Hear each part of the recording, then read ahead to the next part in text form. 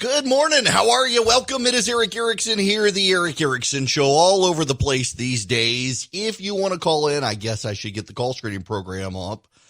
You can call in. We do allow it, and the phone number is 877-97-ERIC, 877-973-7425. Let me just address real quick the explosion in Beirut yesterday, if you saw it. There are a number of things that are coming in overnight. It does not appear that there are a lot of, whenever anything like this happens in the Middle East, people immediately say, it was the Israelis.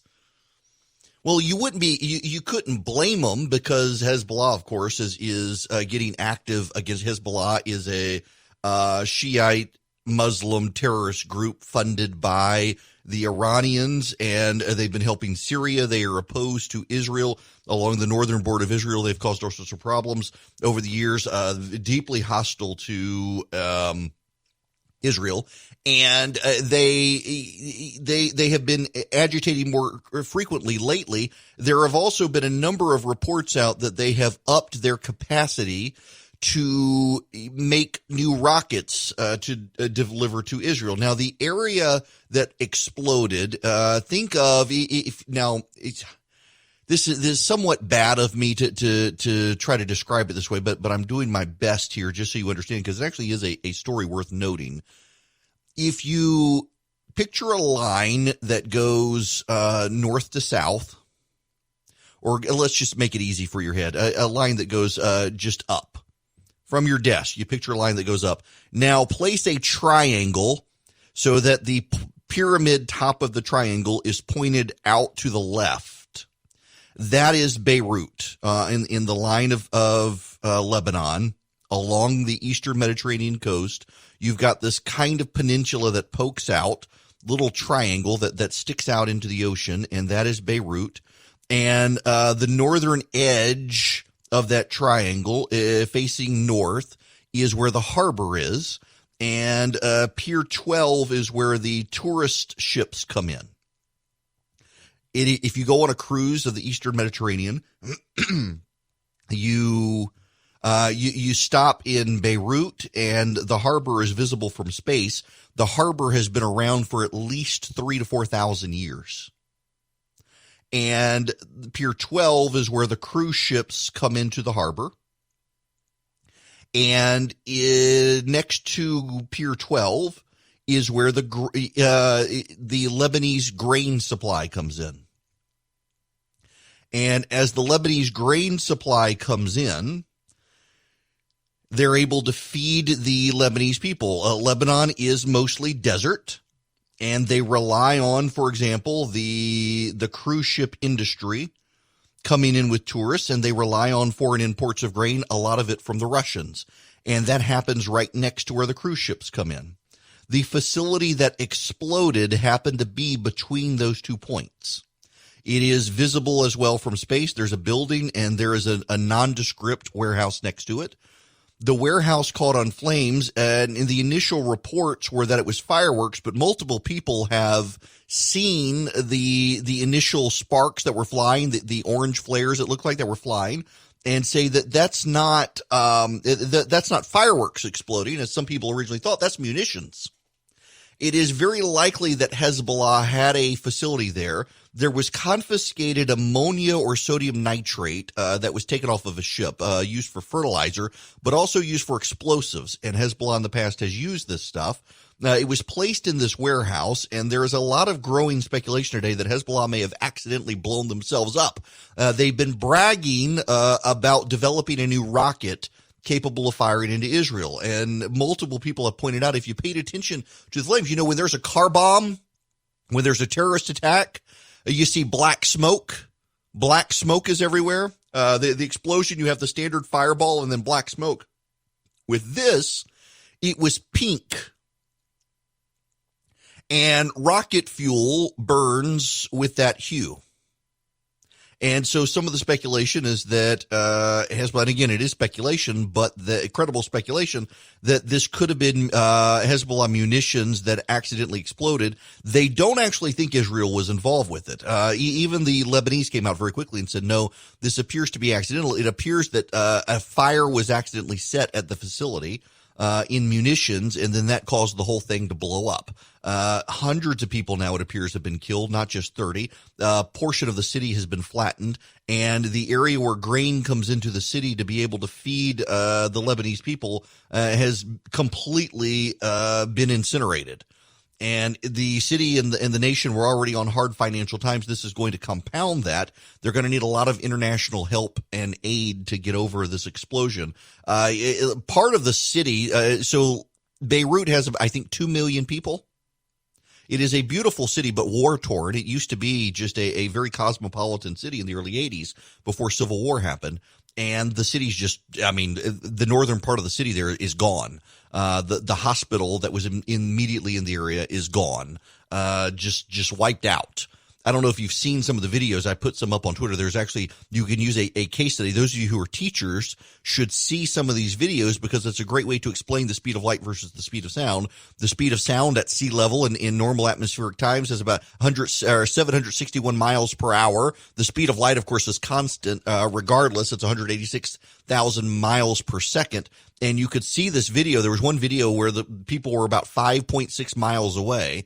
And you see the flash, you see the mushroom cloud, and 28 seconds later, suddenly you hear the bang. Cyprus, to give you an idea of just how powerful this explosion was, Cyprus is 180 miles away across the Mediterranean from Lebanon. It is northwest. Yes, I'm trying to picture on the map. Yes, Cyprus is northwest of Lebanon. Northwest, I guess I should say, really, of Beirut. And they could hear it. It is 180 miles away. And in Larnaca, in Cyprus, they heard the explosion. Now, it obviously took time getting there, but they heard the explosion in Cyprus. That's how big the explosion was across the water. So I realize most of you don't care about that, but it's a major international story, and there's going to have to be some international relief to help in Cyprus. Just keep them in your prayers. And if you see like Red Cross or the Samaritan's Purse aid, consider. I realize we're on hard times here as well, but this is going to be devastating for an entire nation. Their entire grain supply system has been wiped off the face of the map by this explosion. It's a very big deal. Now, we've got a lot of big deals here in this country, including the battle over voting by mail. The rhetoric is beginning to heat up. I didn't get to some of this yesterday, and I want to now. Part of this, I want to play two clips for you. One is from Mike Pence. One is from Tom Cotton. Here's Mike Pence. Well, look, the president made it very clear, whether it's the power grab in Nevada that the president or the governor of Nevada was signing that allowed not only for universal mail-in ballots, but also vote harvesting, as it's called. We're headed to the courts. Look, the right to vote, the one person, one vote right, is at the very center of our democracy. And the president's made it very clear that we're not going to stand idly by while you see, Democrat states and Democrat governors use the backdrop of the coronavirus to send millions of ballots all across their states and all across this country. Let's be clear, though, Laura, absentee balloting is perfectly acceptable. You have to apply for an absentee ballot. Signatures are checked. It's confirmed. It has a long tradition. And we want to encourage any American that is not able to go to the polling place for any reason to apply for an absentee ballot today. But this universal mail-in voting where you're going to see literally ballots showered all across the state, it is ripe for fraud, and we are headed straight to the courts to put a stop to it. That was Mike Pence. Now here's Tom Cotton. There's a grave danger of fraud from mail-in balloting. Let's be clear about the difference between mail-in balloting and absentee ballots. When you vote absentee, you submit an application, you expect a ballot, you get it, you mail it back in. There's a track record at every step of the process. These states like Nevada and New York that want to move to mail-in balloting, they're talking about sending a live, real ballot to every single person who is registered, whether they wanted one or not, whether their address has been verified, whether they're alive or dead. And then they're going to allow ballot harvesting as well, which is when party activists can come around and pick up hundreds or thousands of those ballots and return them without any knowledge of what coercion they may have used or what tactics they may have used to pick it up. Look, this is so ripe for fraud that in North Carolina in 2018, an entire congressional election was invalidated and had to be rerun. The fact that the Democrats in places like Nevada are already trying to change the rules goes to show you just how nervous they're getting about this election.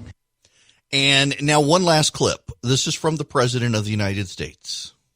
Well, we're going to see, but the post office, I can't imagine, is equipped to do this. All of a sudden, you have millions of ballots. If you look in New York, they have a real problem. They had a congressional race, and it took place about 7 weeks ago, and they have no idea what's going on. The votes are lost. I don't know. There's fraud. There's something going on, but it's a very bad situation. If you look at Paterson, New Jersey, they had a race, and it was very corrupt.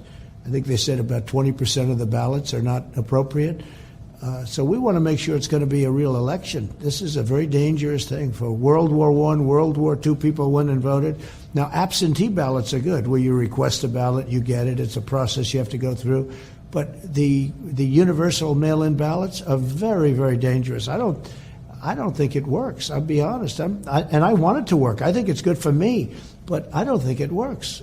You're not going to have in Nevada. They passed something. Yesterday, they passed it 2 days ago. You're suing Nevada, correct? Yeah, we're suing. It's crazy. They passed it late at night. They didn't have public meetings. They didn't have anything. And results can be in 7 days after the election. That means you're not even going to know who won on election night because a big state. Democrats say you're trying to suppress the vote. No, not trying to suppress it. I want to have the vote. I want to actually have the vote. I want to have the real vote. I don't want an election to be stolen from either party. I don't want it to be stolen. But when they give the post office virtually no notice and they say, we're going to give millions of ballots out and you have to go and deliver them and do whatever you have to do, I mean, how can anything run like this? The post office didn't know about it. But just take a look at what's happened in New York, Carolyn Maloney. It's a mess. Take a look at Paterson. Take a look at many other places. It's a mess. And it's going to be a very big embarrassment for our country. Yeah, it could be. I wanted to set the table with these audio clips to give you how the GOP is gearing up. And I want to come back and I want to walk you through the difference between absentee and mail-in balloting. I was kind of stunned last night. I put up on Twitter explaining the difference, and I was stunned by the number of reporters who were trying to tell me I was wrong, that that's not the way it works, except I wasn't wrong. I actually was an election lawyer for a number of years. I practiced this part of the law. I specifically actually defended and challenged elections based on absentee balloting. I helped revise the election code in the state of Georgia. I kind of know what I'm talking about when it comes to elections, and I'm floored by the number of reporters who want to tell me that I'm wrong on this stuff. When I'm not, when I know I'm not, when I helped write some of the law on this stuff, and yet, they want to lecture me and tell me that I'm wrong and I'm pushing misleading information when I'm not. I was kind of flabbergasted by that. And I want to explain to you how this all actually works when we come back. Hello there. It is Eric Erickson here. The phone number, if you want to be a part of the program, 877-97-ERIC, 877-973-7425. I'm always amazed when people try to lecture those who are experts in a field. It's kind of like, the armchair epidemiologist now. Everyone is actually an expert epidemiologist now. And so when an expert epidemiologist who spent his entire career studying viruses says something, the armchair people who read it on Twitter or some internet website, suddenly they know more than the expert epidemiologist. Experts are by no means always right, but they do tend to know what they're talking about. And I have encountered this in the last 24 hours when I was explaining the difference between mail-in ballots and absentee balloting, and had people lecture me that I was wrong when, I actually practiced in this area of law. I was one of the few election lawyers in the state of Georgia who actually had a practice of election law. I helped revise part of the election code in the state of Georgia. I helped draft the policies for the Secretary of State's office for electronic voting. I worked as a volunteer attorney for President George W. Bush, an elections attorney who could go around the country if there was a problem. I have worked with the National Republican Lawyers Association on election issues for years. I sat on an election review committee for the nation. I kind of know what I'm talking about on this stuff.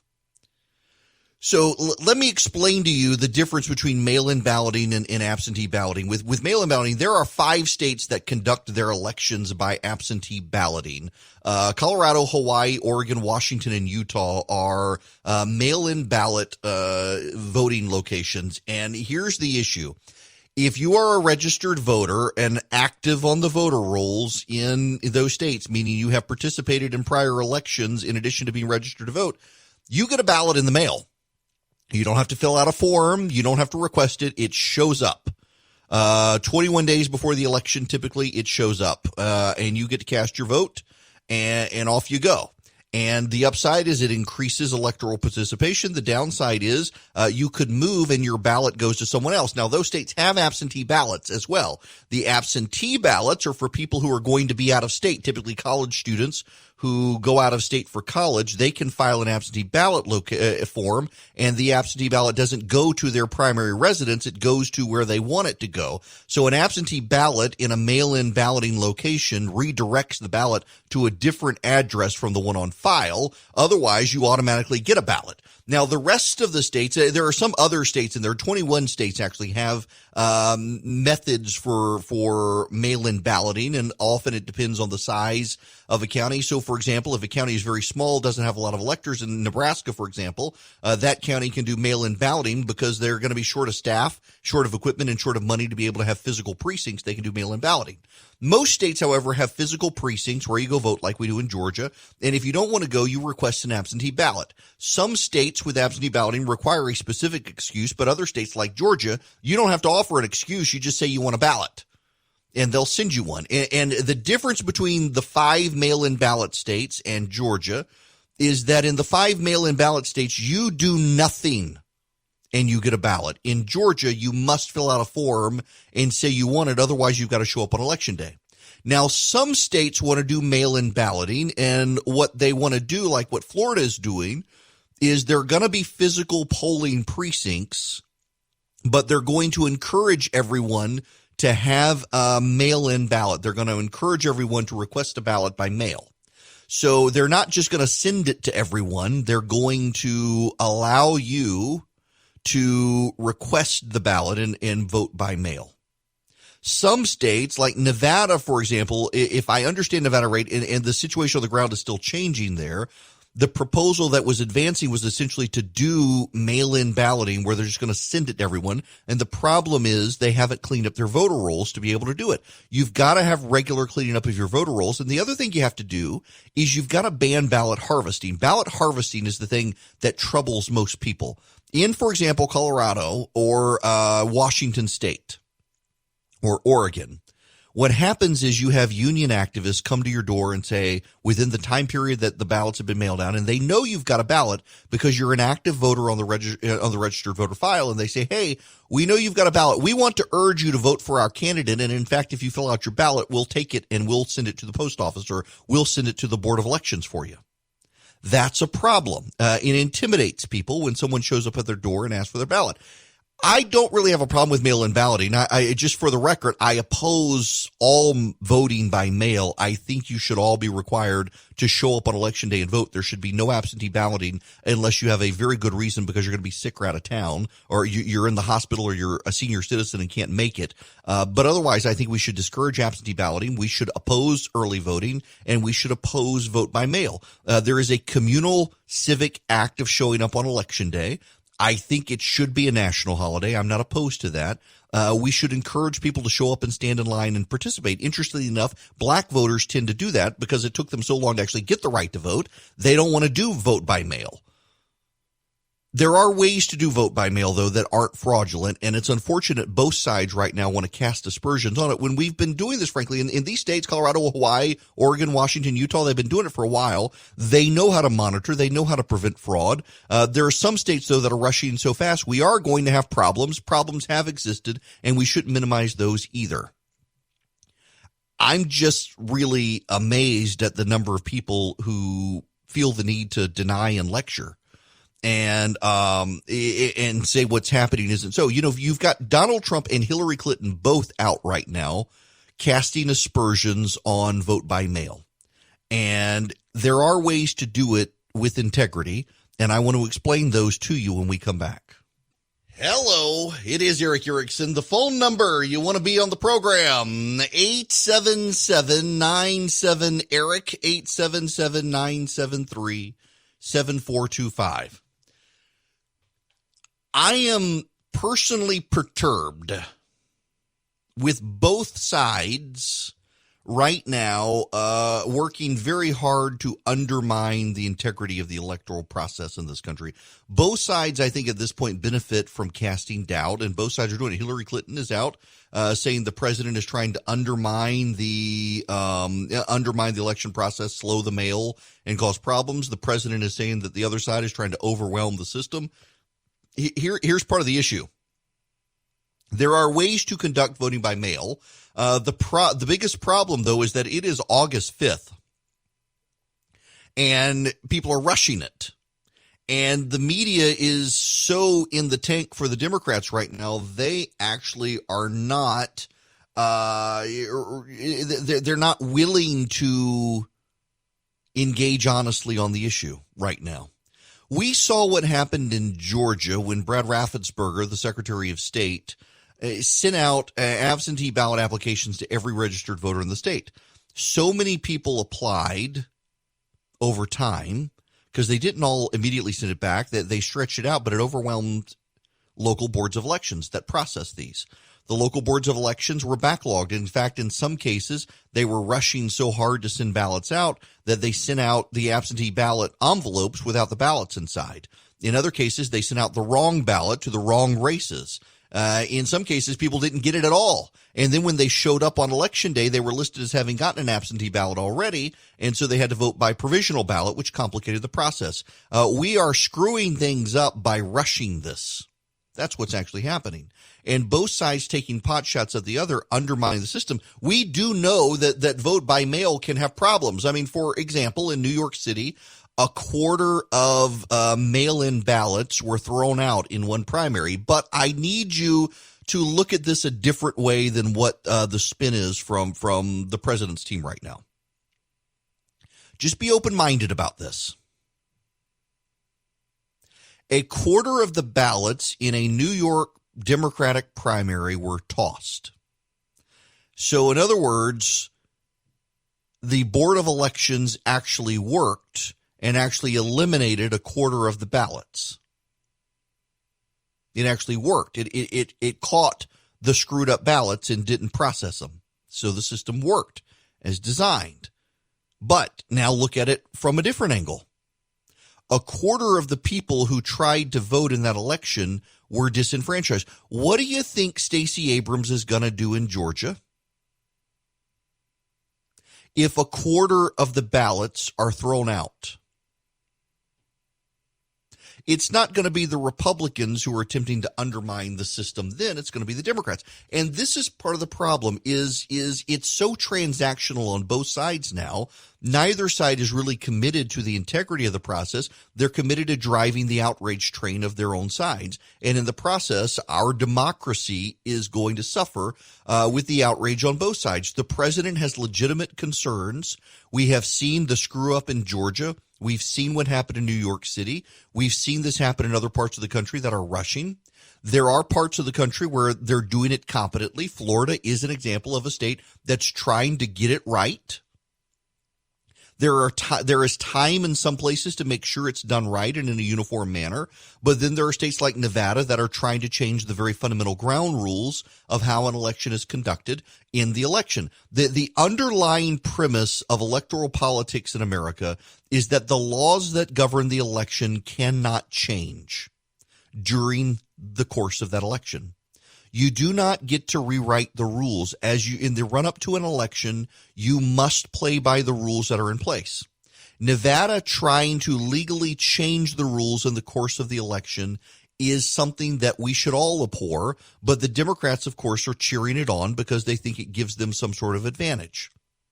Everyone gets to hide behind the virus now. So, no, we're not really doing this for our advantage. We're doing this to keep the virus at bay. No, you're doing this because you think it'll give your side some sort of advantage. The standard rule, and it must apply to Republicans and Democrats alike, is that you do not change the rules. Now, you're saying, but Erickson, what about Florida? Well, in Florida, you have the opportunity to vote by absentee ballot. And what Florida is doing is they're not just sending ballots to every registered voter. You actually have to fill out a form. And they're sending everyone a copy of the form in the mail. Normally, you got to go download it by PDF. But now they're sending you a form. You've got to fill out the form, and you've got to affirmatively fill out the form and send in the form to get your ballot. That is voting by absentee. It's what Georgia did. Florida is doing it in a more uniform fashion than what Georgia did to minimize the problems that Georgia had. If Georgia were to do it again, I assure you that Brad Raffensperger, the Secretary of State here, would do it in a different way to not overwhelm that system. There are ways to make it happen. Along the way, what you need to do is you need to ban ballot harvesting and prohibit people from coming to your door and knock on doors to solicit your votes. Well, what I'm really upset with, frankly, right now, is that both sides are doing their best to undermine the election process so that if your team loses, you get to say, well, we didn't really lose, it was election fraud. And neither side's going to be happy, and we're going to continue to squabble and fight over this. And that, frankly, is unfortunate in my mind, because in my mind, there actually are ways to do this with integrity, and most states actually are. Now, here's the other thing. It is somewhat disingenuous in my mind for the Democrats, who are firmly in the camp that the Russians stole the 2016 election, to want to amp up the ability for voter fraud in this country through mail-in balloting by rushing it.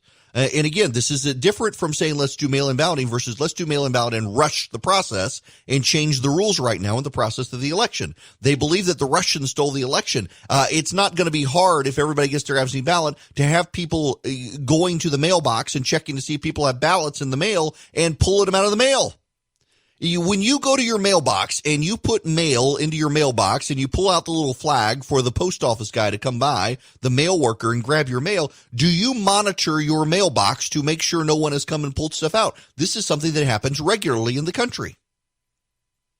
And then we're going to deal with postal unions. We got a mailman in what was it, Chicago, who's going to jail for destroying ballots.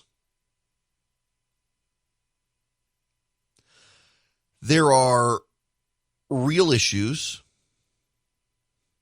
and there are real problems, and both sides right now are amplifying potential problems, and neither side is working really to fix the problems. And y'all, listen, I'm sorry. I'm a Republican. I've said I'll vote for the president in November. I do not think having a Democrat in charge right now in this country would be good for it. I think it would mobilize the left. It would amplify the left. It would embolden the left. But I really don't like both sides, Republicans and Democrats, trying to cast aspersions on election processes when, frankly, like I'm in Georgia, and Georgia's not going to have a problem. Texas is not going to have a problem. Louisiana is not going to have a problem. It's going to be some of these states that are rushing very quickly to change the rules on the ground. Right now, like New York, Nevada, and others, Illinois, that are rushing. And these are states you do need to understand. These tend to be states where the Democrats are going to win anyway. I mean, there's not a sane person in America who believes that Donald Trump is going to win New York. And there's not a sane person in America who believes Donald Trump is going to win Illinois. Nevada, however, is going to be a swing state. And Nevada needs to not be changing the rules of the game in the midst of the election. That, I think, is problematic. But if Nevada wants to do what Georgia and Florida and others have done and just send everybody an absentee ballot request to just say, hey, fill out the absentee ballot if you want to get an absentee ballot, let them do it. Otherwise, you show up on Election Day and vote. The virus is giving everyone an excuse to shake up the rules. And I suspect some of the courts are going to step in and say, no, you can't change the rules in the middle of the election.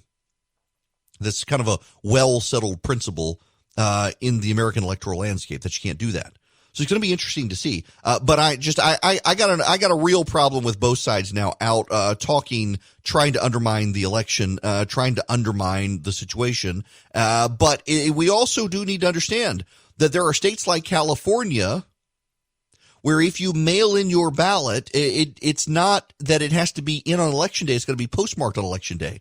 And that causes problems too. And it's also, I think, really disingenuous of the press to not recognize that that's a problem, where you could have an election and 2 weeks later we could be waiting to determine a winner of an election because we're waiting on mail-in ballots. The rule in most states, including Colorado and Oregon and Utah, that do mail-in balloting is that your ballot must be in on election day. No, if your ballot comes in the day after the election, it's too late. They put the obligation on you to ensure that it gets there on time. In California, as long as you're in Malawi and you've got your ballot in Malawi, as long as you postmark it on election day, it could take 2 weeks to get from sub-Saharan Africa to Sacramento, and they're going to count your vote. That should be unacceptable. But it's all partisanship at this point. Everything is politicized, and of course the election is going to be politicized. I think that both sides are casting doubts on things where we really shouldn't have doubts. And in doing so, they're further dividing the country in ways that don't need to be divided. We are so divided as a country right now. And both sides, you've got Hillary Clinton coming out, undermining the mail-in balloting. You got the president coming out, undermining mail-in balloting. You've got legitimate concerns out there. The president does have legitimate, Hillary Clinton's insane concerns. I mean, talk about whacked out conspiracy theories. Hillary Clinton actually believes that the president has a postmaster general who's intentionally slowing the flow of mail in the country, like actually slowing the machines that process the mail so that ballots can't get to boards of elections. She's actually speculating that this is the case. That is some bat crap crazy idea out of Hillary Clinton's Twitter feed. At least the president does have some legitimate concerns about uncertainty and whatnot. I think in some cases they're overamplified, but he has legitimate. Look at what happened in Georgia with the number of people who flooded the system, overwhelmed the system, and that's his major concern. People being overwhelming systems that aren't set up for an overwhelming absentee ballot race. But we've got time. If people would just actually sit down and worry about solving the problem instead of scaring everyone about it, we actually have time. It is August 5th. We've got until November. We can you've got until October so that you can handle mail-in balloting. We've got 2 months at least to be able to solve the problem and make it happen in a proper way, but everybody's too busy yelling at each other to get anything done. I think I have thoroughly exhausted the topic of voting by mail. So I got to move on. Kansas, you should know, Kansas has saved the Republicans. So listen. Kobach, what is it? Chris Kobach. He ran for the U.S. Senate, and he's a conservative guy. I supported his gubernatorial run. And I didn't support his Senate run, much to the chagrin of a number of friends of mine in the conservative movement who backed him again. He lost to Roger Marshall, who is way more squishy than Chris Kobach. Kobach is undeniably more conservative than Roger Marshall. There's a problem for Chris Kobach, though, and that is that he lost statewide 2 years ago, and Kansas Republicans handed a Democrat the governor's mansion in Kansas. Now, Kansas populist Republicans have a history of doing this, but what people nationwide don't understand, particularly people in the conservative movement nationwide don't understand, is that in Kansas, when it comes to those big leadership spots, governor and senator, they are perfectly happy. Kansas establishment Republicans would much prefer a Democrat to a hardcore conservative like you or me. And the question is, what happens with the Senate? If the election were held today, the Republicans would lose the White House and the Senate. Now, all caveats mentioned before, we got time, et cetera, are there. But Republicans are starting to worry about losing their Senate majority. And every seat that you lose, headed into losing your majority, goes towards the Democrats having enough people willing to kill the filibuster. If you've got a 51-49 Senate that the Democrats control, the odds of them killing the filibuster are slim to none. If you have a 56-seat Senate Democratic majority, the odds of them killing the filibuster are very good. So when you put Kansas into the mix, you nominate a guy who already lost statewide to a Democrat 2 years ago and make him the guy you run for the Senate statewide. Many of the very same Republican voters who voted Democrat last time. I mean, the polling already showed 30% of Republicans in Kansas would vote for the Democratic senator over Chris Kobach. It didn't make sense to nominate him. To think that he could do this year what he couldn't do 2 years ago is a little bit silly to me. And I realize, but the president will be on the ballot this time. No, I mean, given the angst out there right now, even in Kansas, I don't think it was smart. And so voters in Kansas, interestingly enough, rejected him by about 20 percentage points, which in Washington, they assumed it was going to be very, very close. It turned out not to be, which was good. But I'll tell you that the big one, and this one is not getting as much attention, is Cori Bush beat William Lacey Clay Jr. And that is actually a very big deal. And you guys have no idea who I'm talking about. Let me set the stage for you here. One of the great dynasties of the left is William Lacey Clay. William Lacey Clay was a politician from Missouri, from St. Louis. His father helped found the Congressional Black Caucus. And he was challenged by a woman named Cori Bush. Cori Bush is a radical, progressive Black Lives Matter activist. She was backed by the Justice Democrats. Those are the social justice warrior Democrats led by Alexandria Ocasio-Cortez. William Lacey Clay Jr. was perceived, even though he's a black Democrat, he was perceived as being too friendly with Republicans and too moderate. He was willing to work across the aisle. And so Cori Bush, the progressive activist, beat William Lacey Clay. Now, here's the thing. She'll be the first black woman to represent Missouri in Congress. She is black, like William Lacey Clay. But the Congressional Black Caucus, you need to understand, has been targeted by the progressive Democrats because the Congressional Black Caucus actually has a large number of more moderate Democrats. For example, Sanford Bishop, where I am in Georgia, down in southwest Georgia, there is a Democratic politician named Sanford Bishop. And Sanford Bishop's claim to fame is he is very middle-of-the-road bipartisan.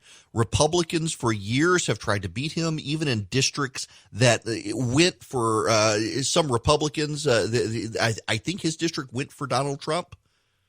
But Sanford Bishop is an expert at bipartisanship. He's a partisan Democrat, and he is also an expert at building bipartisan bridges in Georgia. And if a progressive Democrat challenged him, I don't know that a progressive Democrat challenging Sanford Bishop would go over well in South Georgia. But it would be as if Sanford Bishop here in Georgia was picked off by a radical progressive. That's what happened with William Lacey Clay Jr. And this is something that you nationally have to pay attention to. I realize most of you listening are in Georgia, and you're thinking, why do we care about a Missouri, St. Louis, Missouri race? Because the media never pays attention to the Civil War of the Democratic Party. They never pay attention to the crack up of the Democratic Party. Democrats with the Chris Kobach race, Democratic activist group poured money into Kansas running pro-Kobach ads. And now you need to think about that for a minute.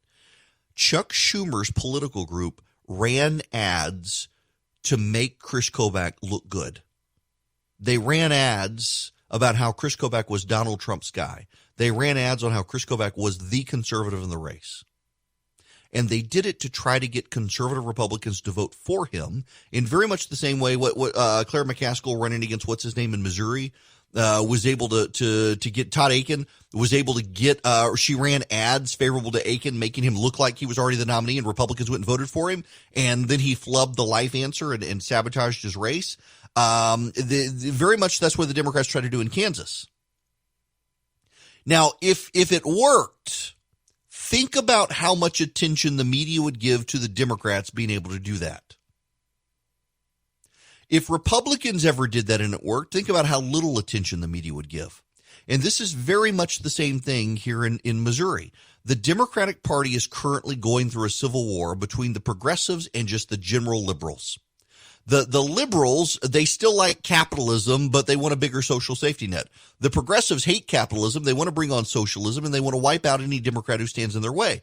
And the media has largely completely, I can't believe I just said that, but I did. Nonetheless, the media has largely ignored the crack up of the Democratic Party, led by these progressive radicals who are increasingly hijacking the Democratic Party. And here's the problem. A great deal of the media agrees with the far left of the Democratic Party. And they're in such a bubble, they do not realize that much of the country profoundly disagrees with the radical leftists who are hijacking the Democratic Party. So when William Lacey Clay Jr., an heir to a black political dynasty in Missouri that is nationally famous, goes down in flames at the hands of progressive Democrats who get a Black Lives Matter activist to replace him, all of us should be paying attention to that. And the fact that the media only wants to give it lip service suggests they want more of it to happen. And that's going to come back and blow them up at the ballot box when voters reject them. It's Eric Erickson here. Making sense of current events during this extraordinary time can be trying. Conceived in Liberty, the Bradley Speaker Series is a new video series that offers meaningful perspectives through engaging 15-minute interviews.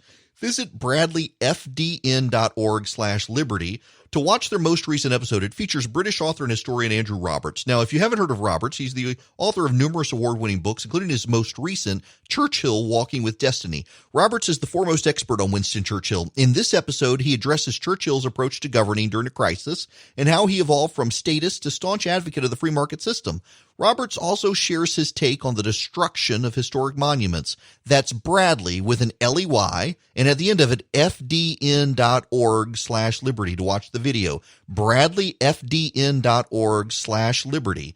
New episodes debut weekly, so come back often, subscribe to their YouTube channel, be notified whenever a new one is posted. It's great content, very thought-provoking for those of you who actually want to be inspired and engage with new ideas, and maybe from authors and others you haven't heard of. bradleyfdn.org/liberty. Hello and welcome. It is Eric Erickson here, The Eric Erickson Show. The phone number, if you want to call in, 877-97-ERIC, 877-973-7425 is the phone number.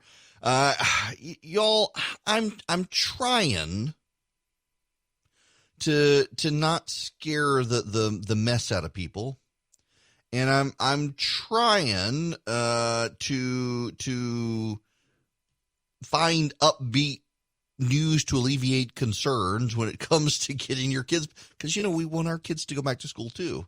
There is a story though that a Georgia second grader tested positive for COVID-19 after attending the first day of school. The school district told CNN. Sixes Elementary in the Cherokee County School District began in-person classes on Monday. But on Tuesday, a classroom was temporarily closed for deep cleaning, and the teacher and 20 other students had been asked to quarantine for 2 weeks after the second grader tested positive. Now, I need to be mean to some of you. I don't mean to be mean, but I'm going to be mean. Do you know the most galling award that is ever given out at a school? It is the award for never missing a day of school. Because if you're a kid, the odds are you get sick. And when your parents are sending you to school when you're sick, in pre-COVID days, it was bad enough, but now it's just ridiculous. And I know people who do this. I have friends who believe that if their kid is not running fever, but clearly isn't feeling well, that it is perfectly A-okay to send their kid to school. And, here's the thing. With this virus, you may not get fever, at least at first. Now, most of the kids get fever, but not necessarily at first. And I've never understood the mentality of the parent. Well, I got to go to work. Never mind that my kid is sick. Your school teacher is not a babysitter. And this, by the way, tends to be worse in public than private schools for a variety of reasons, where parents have to go to work. And so they drop their kid off. I've got a relative who just retired from teaching and said the most frustrating thing was you've got a kid in class who's throwing up in class. And you could see visibly when the child got there that morning that the child was sick. And clearly did not suddenly develop symptoms on the school bus. Their parents woke them up, got them ready for school, put them on the bus, and sent them to school sick.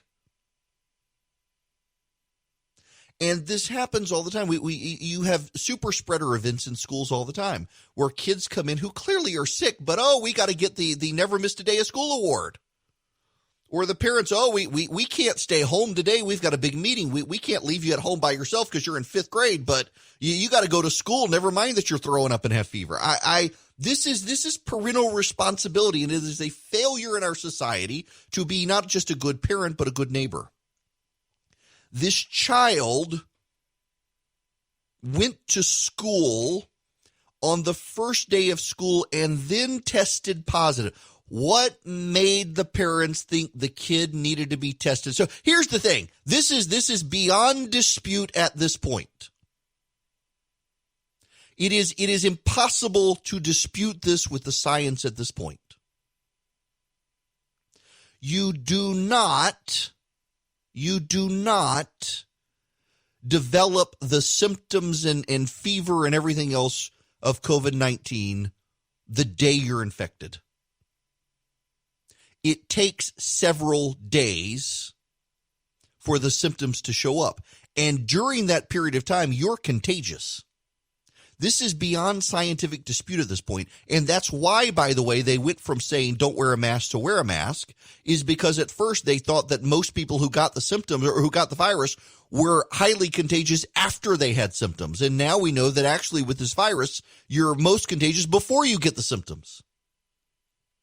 So this kid goes to school for just one day and the parents think, we need to go get the kid tested for the virus after going to school the first day. Was the kid not feeling well when they came over? They were fine when they went to school.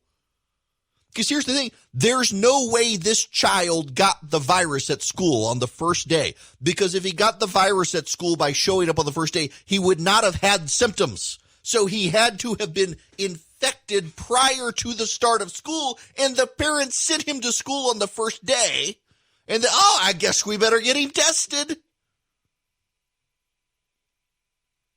There's just something not right there. Y'all, this is the part that infuriates me. It really makes me mad. We can do this. We can open schools. We can get your child into school. We can get you back to the office. But it actually takes a community-wide neighborly effort to all be responsible. I went to a gun range last night with a friend of mine. He's from Israel. Everyone in Israel is in the army. They're all impressive shooters. We had to wear our masks in a gun range that has a ventilation system designed to get rid of the fumes and everything floating in the air. And they still made us wear a mask the whole time. Your safety glasses would fog up. We could pull it down a little bit to try to not. And then we went afterwards to a restaurant. We actually sat at a bar. I actually had a draft beer. I haven't had a beer that was like draft since like February, I think. And we sat at the bar and we wore our masks until the beer and the food showed up. And when we got up to go to the bathroom, we had to wear a mask. There was no one around us. They wiped down everything in front of us when we sat there. We used hand sanitizer when we left. We washed our hands. We were good. There are ways to do this and not get the virus. Accidents can still happen. You can be very precautious. I know someone who was exceedingly precautious, rarely left the house since February, and still wound up getting the virus. Accidents do happen. But by and large, you can be precautious, and you can be precautious for your kids. But this is everyone's big concern right now. It's not sending our kids back to school. It's sending our kids back to school with you and your kids. Because if my family is entirely responsible and your family is entirely responsible, but that other family that we all know isn't entirely responsible, guess what's going to happen?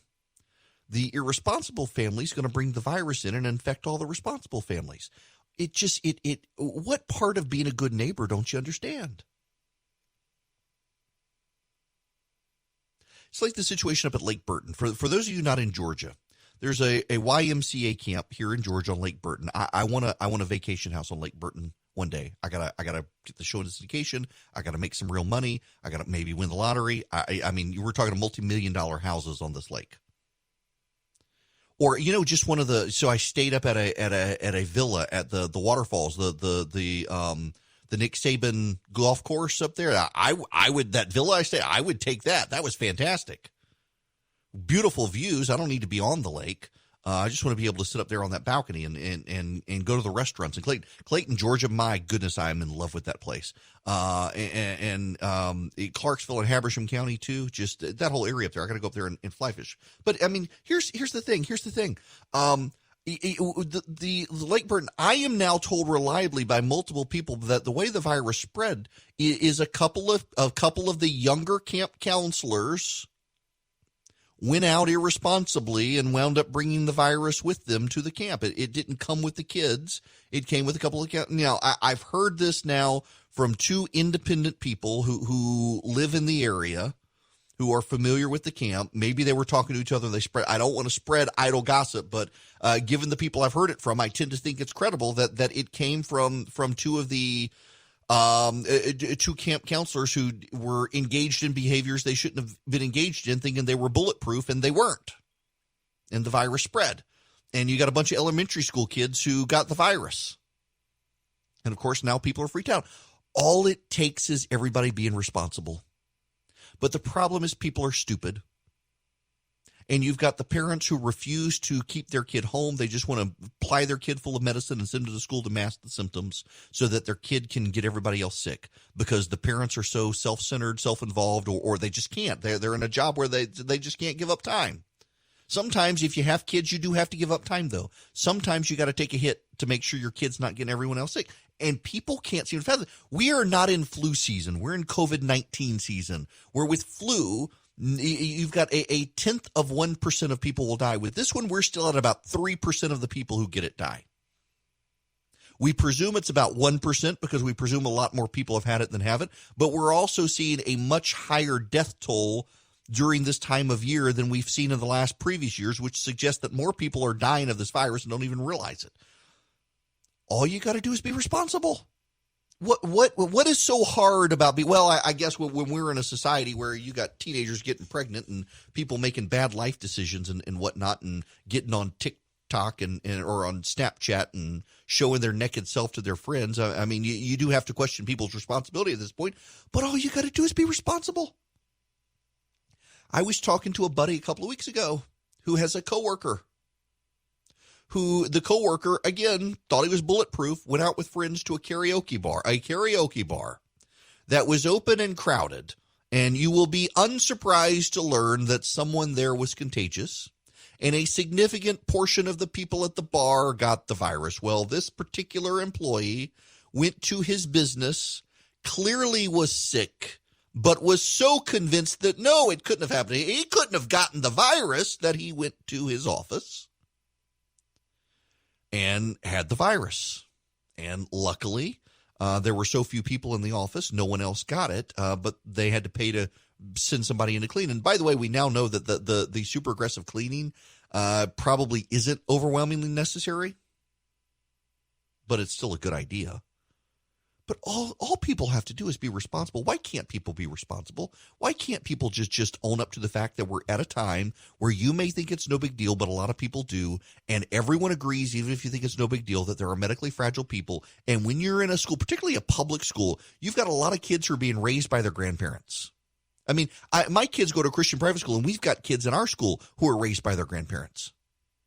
And grandparents, guess what? Definitionally, medically fragile. If they're over the age of 65, they are hypersensitive to the disease and have a higher mortality rate. Why can't you do it to keep your grandparents from dying? Why can't you just be responsible? If your kid's not feeling well, don't send them to school. Don't take your kids out into crowded. I told you I went with my buddy last night. We went shooting, then we went to this restaurant, and we were off by ourselves. There was no one else around us at the bar. They wiped everything down. We wore a mask, so we got our food. We wore masks everywhere. But on the back side of the restaurant, there was a crowd in a separate area. And I just thought, well, and they were kids there. I was like, what? Why are you guys doing this? All you got to do is be precautious. Take precautions. Be responsible. And if your kid wakes up and says they're not feeling good, they may be lying through their teeth, but keep them home. We can get schools back to work. We can all go back to the office. We can get every business in America open tomorrow. We can do this as a country, as individuals. We can do this without the government dictating to us how to do it. We are capable of doing this, but it takes everybody actually accepting some level of responsibility and foregoing some activities you would normally participate in just to keep everyone around you safe. And yet this is an indication of just how selfish our society is, I think.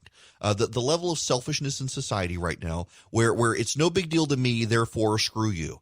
And that is the biggest problem right now we have in society is no one, the scripture says, love your neighbor. Well, screw my neighbor. I don't even know their name. I'm going to go have a good time. And then you spread the virus. All you got to do is take some precautions, folks. You can get your kids back to school, and you can prevent the virus from breaking out in your kid's school. All you got to do is take the precautions, and you know what the precautions are. Socially distance, avoid crowds, wash your hands, wear a mask. But it's all a conspiracy, so who cares? Man, did I hit a sore spot with you people? Let me read you. So first of all, a text message from a buddy of mine. Who's listening. He says, my wife is a kindergarten teacher, drives her insane. You're clearly doped up on Tylenol. You have ectogreen snot. Thanks, Mom, for sending your kid to school. And then I got an email from a listener. He says, there are tons of stories I could tell you about this crap. My wife is a kindergarten teacher. Freaking parents mask symptoms with meds, then send their kids to school. I'm yelling at my mini speaker you're streaming through, listening to your show. And then I got another email from another. It says, parents are the worst. They give their kid Benadryl and Tylenol. They come to school half tired, half doped up, and spreading symptoms to everyone. They need to stop it. They're going to kill us this time. And then I got another one. And another one. My God, you know, people don't call in, but goodness gracious. This is clearly a sore spot, particularly with those of you who have spouses who are teachers, or you yourself are a teacher. And I've heard this. I have heard this from multiple teachers who that is their single fear about reopening school right now is the parents who regularly do this. And here's the thing. They all know which families tend to do it. Don't think you're fooling the teacher. They know and they're concerned, but they can't single you out. Let's go to Athens, Georgia, and the phones. Rooster, welcome to the program. Good morning. Good morning. I had a concern whenever we have a problem where these kids are going to get to go sit on Santa's lap come Christmas time, and then Santa Claus is actually going to spread it all over the world, being how he's going to everybody's house on one night. Well, And Rooster, so he's thank you gonna for get making all sick the with kids it. listening cry right now. Well, Santa Claus is going to be a super spreader. Yeah, not just him, those jerk reindeer too. Yeah. I mean, it's bad enough they take a dump on your roof. Now they're spreading a virus with it. Yeah. Yes, I did just say that. My apologies to people. Rooster egged me on. It's all his fault. But yeah, listen, I don't think people are going to be able to do it this year. I don't think I don't mean to upset people with kids in the car right now, but I don't know that they're going to be able to do this sort of stuff this year. You don't want Santa Claus giving the virus to people.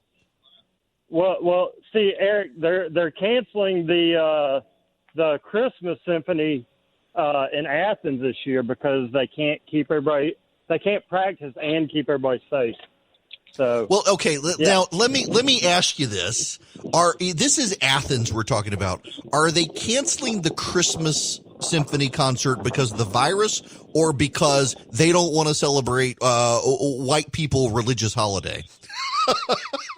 I mean, is the virus the cover? I totally agree with you, but they're putting it out on their website that they are going to be canceling it because they can't get together and safely socially distance a symphony all together and get it all together before then. Oh, man. Well, I mean, that sucks. But, yeah, I mean, people are already having to think about this. So, Rooster, thanks for the phone call. Yeah, I'm already hearing about parades being canceled. In fact, there is concern right now, is Macy's going to be able to do the Thanksgiving parade? And they're starting to think no, because people are going to be piled onto the streets and not social distance. So can they get, I mean, the Indianapolis 500, no crowd for the first time. They're going to have the race, but no crowd. I was at the restaurant last night and was watching the basketball, and that was just bizarre. The Zoom fans, no real crowd. It was just, the whole thing was weird. It's like watching at least we have sports, but who knew you missed the crowd?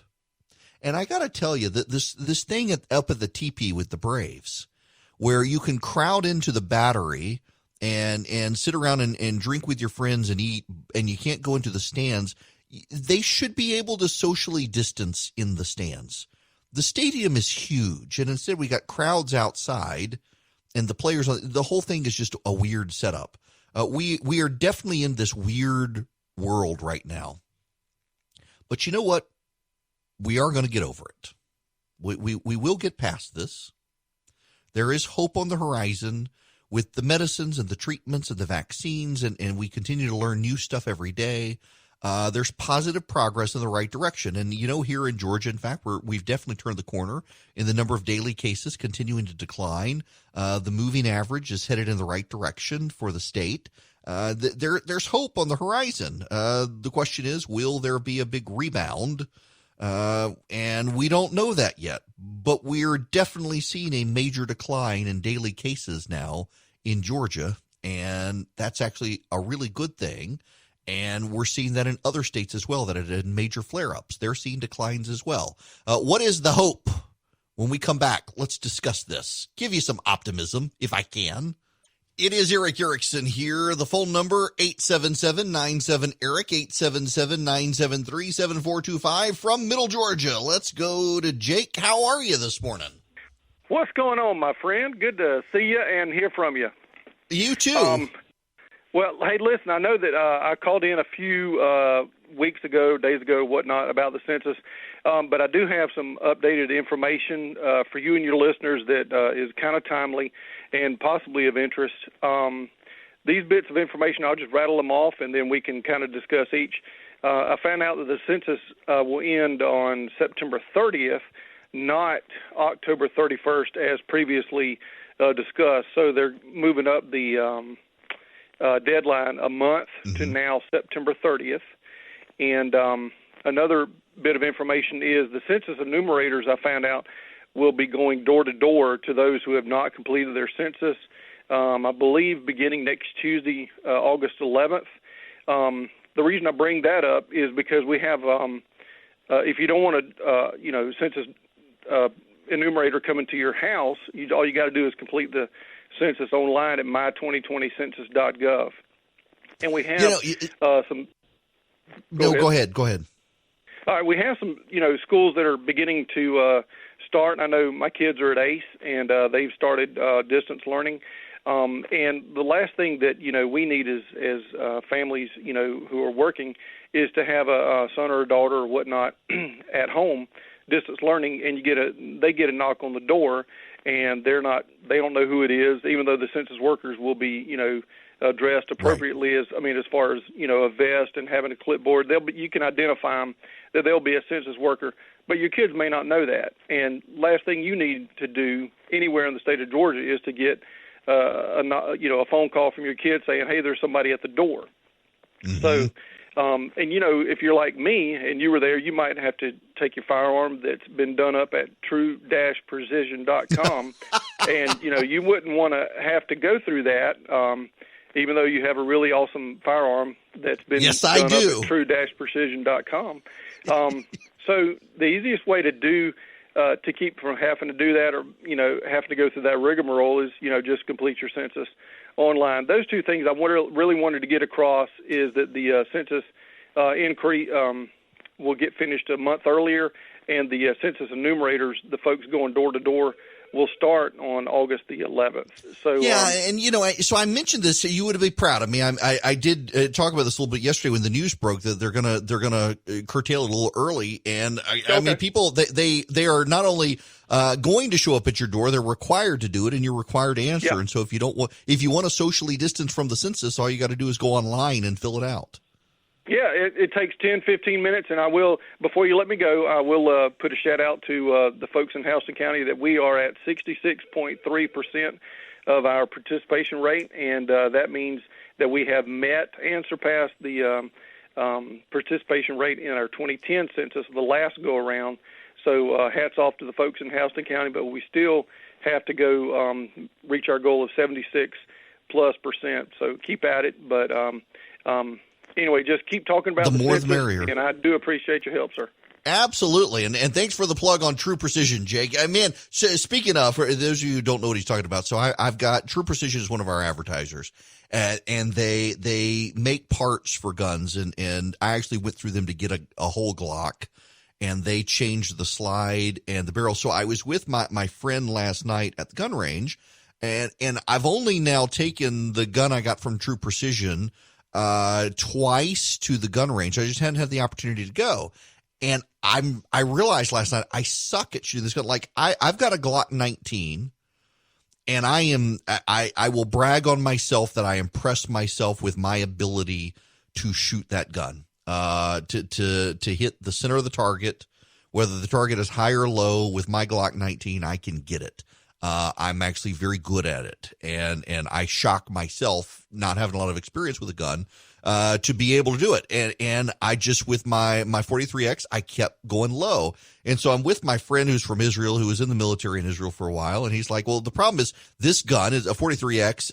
It's so much lighter than the Glock 19 that I'm overcompensating when I pull the trigger, expecting a different recoil. And he helped me adjust it. And man, I had a blast last night. I've got to get a few more magazines for it, to be able to, but yeah, I've got my 43X down now. It's awesome. You can upgrade your gun by going to True Precision as well. You got to just go to the website and check them out. True-precision.com is their website. You get slides, you can get barrels, you can get triggers. You can work with them on building your gun. They're beautiful. They're absolutely beautiful. The slides, we were actually at the gun range last night, and I pulled it out. There was a couple 2 lanes over there. Every other lane was spaced out, and a couple 2 lanes over. I pulled that gun out. I had all my handguns with me and pulled that one out. And they're like, where'd you get that? That's a cool gun. And they wanted to see it as well, the couple that was there. And I was like, True Precision. It really is that good looking of a gun. And it fires now that I got it figured out, because it is so much lighter. I mean, this thing is a very light gun. And it's small. It's great for concealed carry. That's why I have it. Although my concealed carry license expired. I got to get that. I actually got to go through the fingerprint process again. But nonetheless, it works. True-precision.com is their website. I want to, at this moment, just meditate with you for a moment. So I intended to write this morning. I haven't written my daily email from Substack, and I'm going to. and I started writing it, and it's on this. I got an email from a pastor. He says, how do you balance opinion versus hope? As a pastor, I always emphasize hope, though admittedly I'm offering Christ. Yet I always clearly emphasize reality. I've come to trust your opinion and your character, yet the question remains, where does responsibility lie with those who speak publicly and are heard? Even if we were to disagree, my respect and care for you is unchanged. Well, this is a thought-provoking question from a pastor. And I've been thinking about this in terms of the virus, because if we're honest, there hasn't been a ton of good news. And people are now headed to try to get their kids back to school, and the news that's coming out of schools is bad. And part of me does believe that the media is amping up the fear factor here, because the fear factor gets you to tune in, pay attention. But we do have to balance hope and opinion and analysis of what's going on. And let me start here. So the question is, how do you balance opinion versus hope? As a pastor, I always emphasize hope, though admittedly I'm offering Christ, yet I always clearly emphasize reality. I've come to trust your opinion. The question remains, where does responsibility lie with those who speak publicly and are heard? I think it does begin with reality. What I try to do, and there are days I do it better than others, is to tell you what the news is first, and then to give you some analysis of the news, the who, what, where, when, why, and how. And only after giving you what actually happened and my analysis of what happened, give you my opinion of what happened. And I separate opinion from analysis, where I think analysis is you can see a situation and explain the facts of how it happened before then giving your opinion on whether or not you think it was right or wrong. Very much like it is in the first hour, explaining the difference between absentee balloting and mail-in balloting. What's the difference between the two? How do they work? What are the problems? What are the advantages? And then what do I think? And what I think is we shouldn't be doing any of it. We should all show up on Election Day and vote. But the reality that we live in is that they both happen, and here's how they work. And here's how they're different, and here's how they're the same. I think you must begin with reality. And when it comes to this virus, I do think that there is a reality, and there's also a perception. And for many people, that perception becomes reality.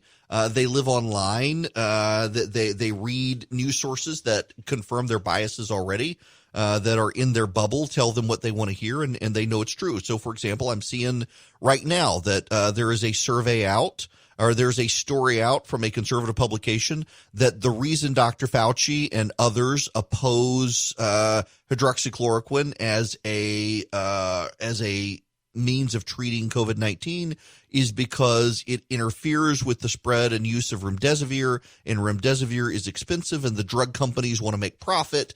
And because the drug companies want to make profit and hydroxychloroquine is so much cheaper, you got to suppress the use of hydroxychloroquine so you can use remdesivir. It is amazing how you can put a profit motive in front of people and they will immediately believe something is true even if they don't. The actual reason they're not advancing hydroxychloroquine at the moment is because there are 243 outstanding studies on it. The studies we have right now are overwhelmingly mixed and of small pools of people, and they're waiting for the rest of these studies to come in before they actually make a decision. And they want to make it very clear that the president pushing this right now is not based on the medical research. The medical research is decidedly mixed. My position is that, in my opinion on this matter, is that given the analysis I just gave you, we should allow doctors to use it if they see fit. And some doctors are.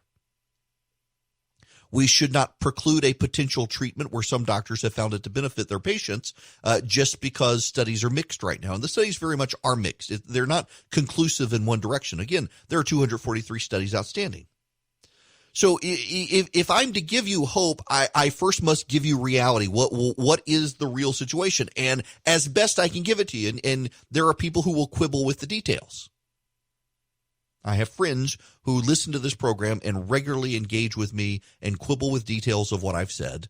And sometimes they're right, sometimes they're wrong. Sometimes I'm right, sometimes I'm wrong. I try to correct myself when I'm wrong, because the best I can do is paint you an accurate picture of reality and then try to explain the world around that reality, and then to try to give you some hope. And what is the hope? A lot of people want hope right now. They're discouraged. So let me give you hope. Humanity has been at this for several thousand years. We, as a people, as a global people, have survived natural disasters. We've survived war. We've survived famine. And we've survived plagues. We have survived diseases that killed a great many more people than this disease. We have survived world wars during global pandemics like World War I. People are resilient. We do not accept, as a people, the status quo. We always strive for better. People as a whole, particularly the American people, always intend to do better, always believing the best days are ahead of them. We lose hope when we believe that the best days are behind us, and there are increasingly among the intellectual elite in this country a view that, yes, the best days were behind us, and it's China's rise now. We are governed now, I think, by a large number of people on the left and the right who will not publicly admit what they privately believe, that China is actually the dominant power on the planet right now, and we are receding, and we only let that be so if we presume it to be so, and we don't fight to change it. But the American people tend to fight to change these sorts of things, and we tend to stand up, and we tend to look at these sorts of things as challenges that can be met and overcome. We put a man on the moon and brought him safely back to Earth. We can overcome this virus. It requires that we all step up and do what must be done for our community. It requires that we be good neighbors, and we put our care and responsibility for others ahead of ourselves, and that's something Americans tend to do. We are rugged individualists who recognize our responsibility to family, friends, and our community. And so we will overcome this virus. We will beat it back. We will beat it back not out of necessity, though it is necessary. We will beat it back because we are the greatest country on the planet. And right now we have dysfunction. We have people at each other's throats over politics. But there's more to life than politics. There's more to life than the squabbling online. There's more to life in your community. You have your family and your friends. You have aspirations and desires. And we are the country most uniquely able to help individuals meet their aspirations and desires, despite all the squabbling and yelling and denial and betrayal and everything else. We're Americans. We will innovate. We will progress, and we'll beat it. We always do. We always have. We always will. It's messy, and unlike many other countries, including China, that do a lot of stuff in the shadows where no one can pay attention without a press that can examine it, all of our warts and all are laid out in public view globally for everyone to see how we're screwing up and how we're not. But ultimately, we're a nation of 350 million people and 50 semi-sovereign states, each of which trying different things. And among those states, experiments of democracy and of the republic, we will find solutions. And the other states will see that the solutions are good, and they will adopt them, and they will move forward, and we'll beat the virus. It's what we do. We beat bad things. We always have. Whether it's the virus, whether it's Nazis, we beat them because we're Americans. And there's no reason for us to have our head down and be mopey and worry, because you know what? One of the unique things about the American people, one of the things some would prefer us to lose, and one of the things some people are losing, but most people have not yet lost, is that we actually are a nation of individuals, and if the government fell tomorrow, we would still all be okay, because we are a nation that prides ourselves in individual reliance and individual strength, and the aspect of family that keeps us together in our communities, working together hand in hand with our next door neighbor. If the world went to hell in a handbasket tomorrow, here in this country, people in each community would turn to their community and still strive to make their community a better place. We would not rely on government dictate, government demand, government fiat, government control, and government dictate as to what we do. We would do it ourselves, because that's what Americans do. And so if all of us pull together, pitch in as we need to, take care of ourselves and our families, and then recognize we have commitments to our neighbors, and we focus on our community, not on Washington, D.C., we're going to beat the virus. It's what we do as a people in this country. There's no reason to lose hope. Washington may be chaotic right now and squabbling and out of control, but your community's not. Your next door neighbors aren't. And that's what makes us the best in the world.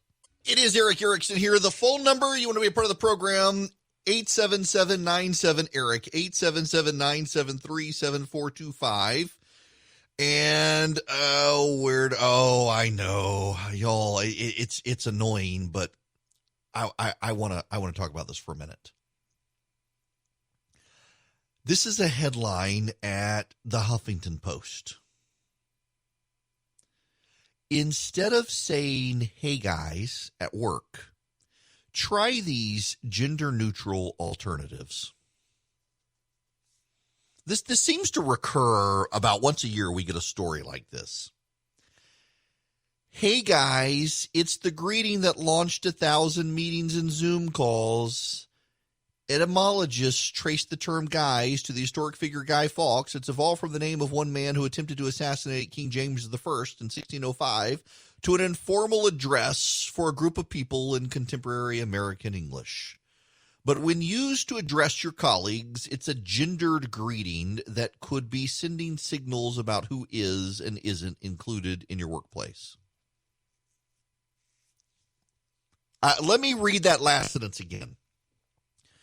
When used to address your colleagues, it's a gendered greeting that could be sending signals. Could be sending signals about who is and isn't included in your workplace. Could means what is your intent? Is your intent to exclude or not? Now, actually what it means is it's a bunch of young kids and we're offended you said guys because I'm non-binary. What? The problem with guys is that it is a masculine word. Now, who makes it a masculine word? Okay, pause. Can we talk about French and Spanish for a second? Where there actually are masculine and feminine words. La and la. So I took French. I'll speak about French. I can speak about it more authoritatively than Spanish, but the same applies. La and le. Certain words, if they are preceded by le, which is the, and it's le, it's a masculine word. And if it is la, also the, it's a feminine word. And if it's L apostrophe, it is a word that begins with a vowel. L'ordinateur.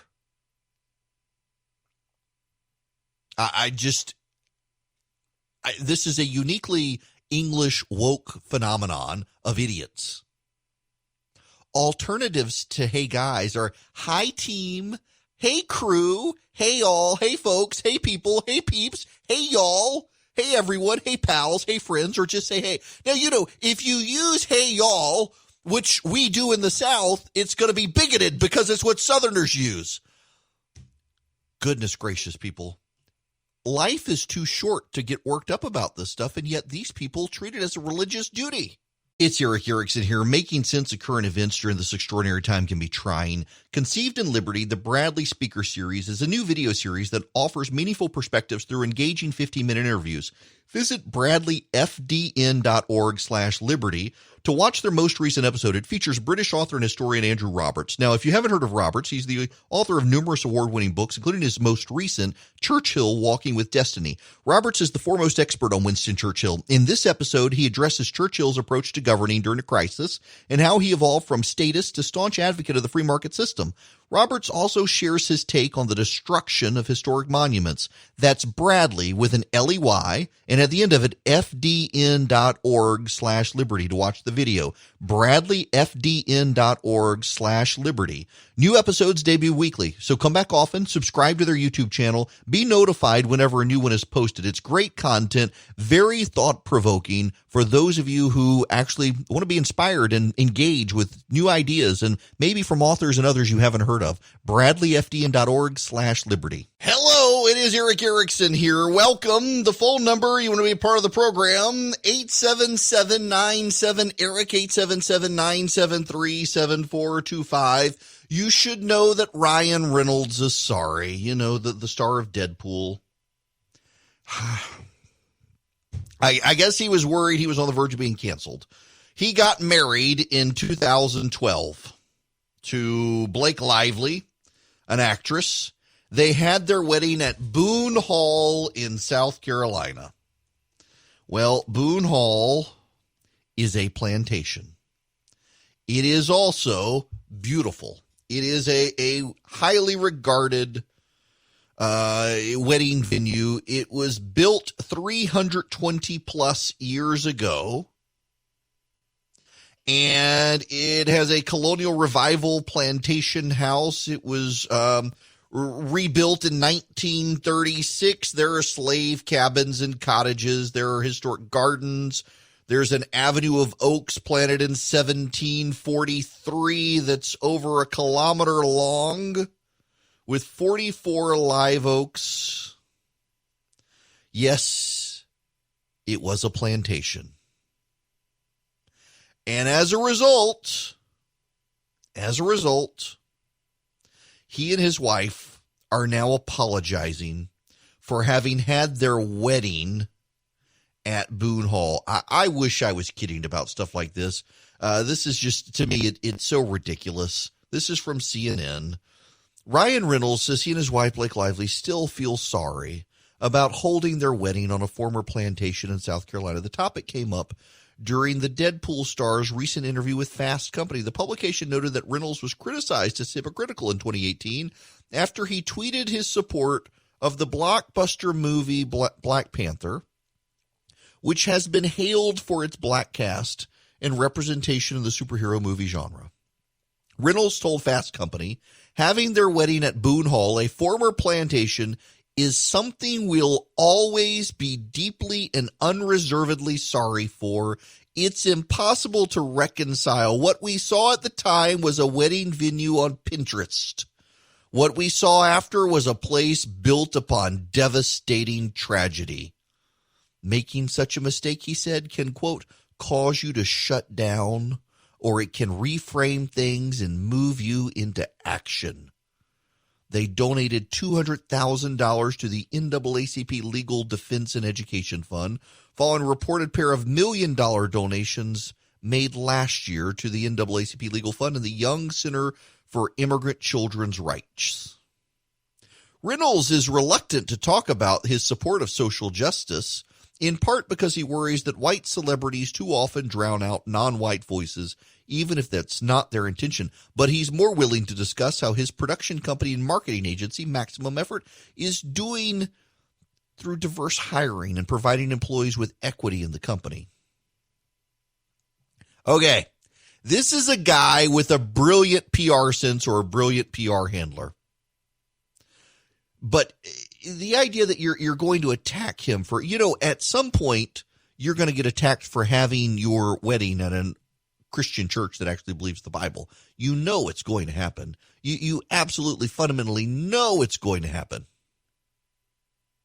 It just the whole thing is a little bit ridiculous, including this now. This is hilarious. WNBA stars are openly endorsing Kelly Loeffler's opponent in her Georgia Senate race, despite her ownership stake in one of the team's leagues. WNBA, no, they're not supporting Ralph Warnock. Doug Collins. No, they're not supporting Doug Collins. They're supporting Ralph Warnock. WNBA stars are openly endorsing Reverend Raphael Warnock for the U.S. Senate seat currently held by Atlanta Dream co-owner Kelly Loeffler. Loeffler, a Georgia Republican, previously used her position as a team owner as a political stance in her hotly contested special election. Players called on WNBA Commissioner Kathy Engelbert to ban Loeffler from the league after her comments against the Black Lives Matters group. She's writing this. They're just helping her. Players across the WNBA have long been vocal opponents of Senator Kelly Loeffler, a Georgia Republican who also happens to co-own the league's Atlanta franchise.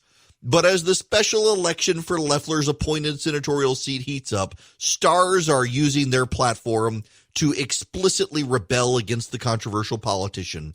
Prior to Tuesday night's matchup between the Phoenix Mercury and the Atlanta Dream, members of both teams expressed support for Reverend Raphael Warnock by wearing T-shirts that read "Vote Warnock."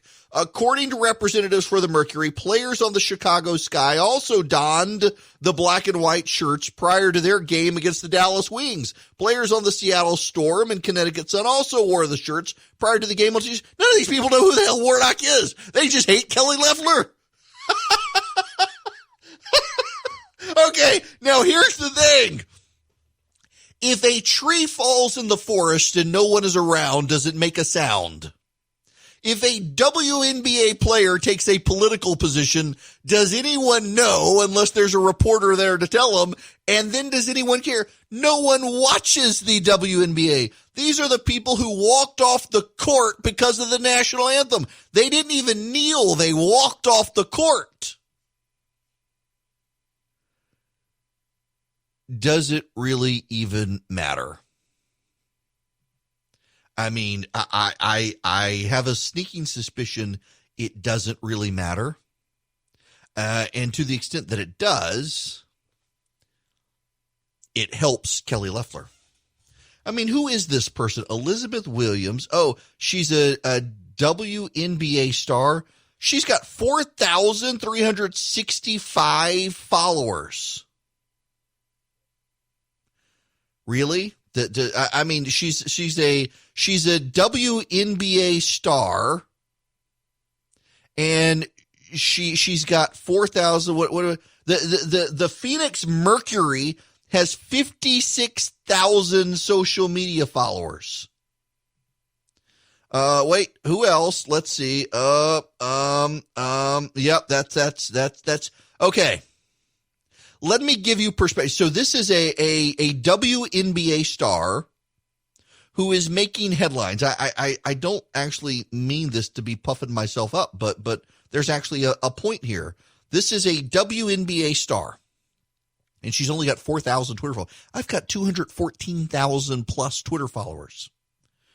The Phoenix Mercury, a WNBA team, only has 56. Who cares that these people are supporting Raphael Warnock?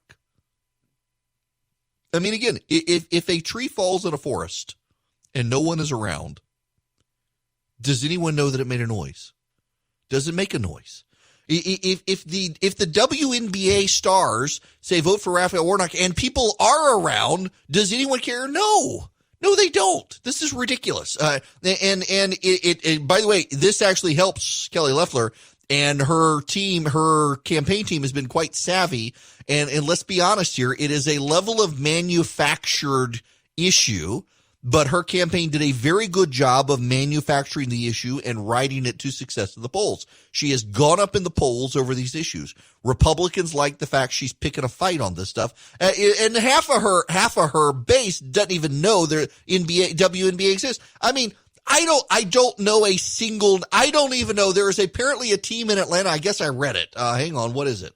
I don't know the name of these teams. Here, yeah. Okay. Yes. The Atlanta Dream. The Atlanta Dream is that I don't know a single name of a WNBA team. I can't tell you the name of a single WNBA player. I don't know. And I don't know that anyone else knows. And given the ratings and whatnot of this thing, apparently not. I mean, the fact that you've got apparently it's a significant team. The Mercury, this Phoenix, Arizona has a WNBA team called the Mercury. They have no traction. This is already, because meanwhile, you should know, Doug Collins has gotten an ethics complaint against him from the Democrats. This will help Doug Collins. Well, I mean, it's like the Democrats are working to get Loeffler and Collins into the runoff together. So there is an ethics complaint against Doug Collins by the Democrats because he used video of him on the floor of the House of Representatives speaking against the Democrats, which you're not supposed to repurpose floor speeches from the House of Representatives for your campaign. And so they filed a complaint against Doug Collins with, I guess, the House Ethics Committee against it. And, you know, Doug Collins is going to be able to turn this around on them as well, that they want to censor Doug Collins. Now, the fact of the matter is, if we're honest intellectually about it, that you're not supposed to use floor speeches in your campaign material. It's not supposed to, the stuff that's said on the floor of the House of Representatives is not supposed to appear in your ads. You can take a picture, and you can put up a picture, but you can't actually use the video. It's prohibited by the rules of the House and the Senate. And yet he's done it apparently, or at least that's what they're alleging. And they want to censor him. Why are they afraid? Why are they hiding his message? That's going to be it with him, how he does it. Y'all, the Democrats in Georgia have a problem. I don't actually think so. Joe Biden is going to spend money in 15 states. Georgia's going to be one of them, but he's not saying how much money he's spending. The consensus among a lot of people is that Georgia could be in play, but right now it's not. And Biden is laying some groundwork only now in the state. We are in August, and he's only just building a team in Georgia, which suggests even the Biden team doesn't really think that it's winnable. But they have a problem at the Senate level. I don't think Jon Ossoff can beat David Perdue, and I don't think that the Democrats are going to be able to pick off Loeffler and Collins because they're going to be so divided. Here's the problem. You've got right now Matt Lieberman, who is Joe Lieberman's son, is ahead of Ralph Warnock in the polling. The Democrats in Georgia have galvanized behind Ralph Warnock, but Matt Lieberman leads in fundraising and in the polling, and you've got Matt Lieberman and Jon Ossoff. So you've got two white Jewish dudes who need to rely on black voters in Georgia to support them, and they're both highly liberal. Now, a white Jewish guy in Georgia can win a Democratic primary. They can. But a white Jewish guy who is to the left of Stacey Abrams is going to have a very hard time outside of Metro Atlanta. And you've got both Lieberman and Ossoff who are super highly liberal, who are right now the faces of the Democratic Party in Georgia. And I kind of think they cancel each other out, having both of them on the ballot. Listen, if Warnock can get his act together, he may be able to get ahead of Lieberman. But right now, Lieberman's got name recognition. His dad was a vice presidential nominee and a famous U.S. senator. He's got the fundraising prowess to go with it. He's getting his message out. And Ossoff, of course, is the nominee in the other race. So you've got two guys who, to a lot of voters, will align the same and look the same, and they're going to neutralize each other in the ballot. That's just the way this sort of stuff works. Lieberman hurts Ossoff, and Ossoff hurts Lieberman. And Perdue, by the way, has his message game on point. He is firing on all cylinders, and it's going to be difficult for Ossoff to beat him. There are a lot of Democrats, of course, and I don't think they are. They underestimate David Perdue, who all the polling shows is his own man, and he's outperforming the president in Georgia. And that's a good sign for David Perdue. In the summer months, Democrats in Georgia tend to outperform Republicans in the polling, and David Perdue is already beating Jon Ossoff in the polling. That's a very good sign for David Perdue. It is very good for Kelly Loeffler and Doug Collins that they're ahead of the Democrats in the polling. Now, the Democrats can consolidate some, but it's real hard for them to get their message out, and it's highly expensive when they can't have big events and they can't go door to door. It's throwing everybody off. There's an incumbency advantage in the general election just for those things. And by the way, that incumbency advantage transcends to the president as well, which is why I don't think he's gonna lose Georgia. There's an incumbency advantage when you can't go out on the campaign trail. The president has a bully pulpit. He can get a whole lot of TV, and Joe Biden is flying under the radar anyway. Now, before we get to break, this hour is brought to us by First Liberty Building a Loan. FirstLibertyGA.com is their website. If you need access to capital, if your business needs a loan, if you need a line of credit, if you need a loan, if you need to grow, if you need to preserve your business during hard economic times, reach out to the Frost family. They've been doing this since 1993, helping businesses become bigger businesses and helping bigger businesses get stable access to capital, and they can help you with the PPP program. You got to go to FirstLibertyGA.com. That's their website, FirstLibertyGA.com.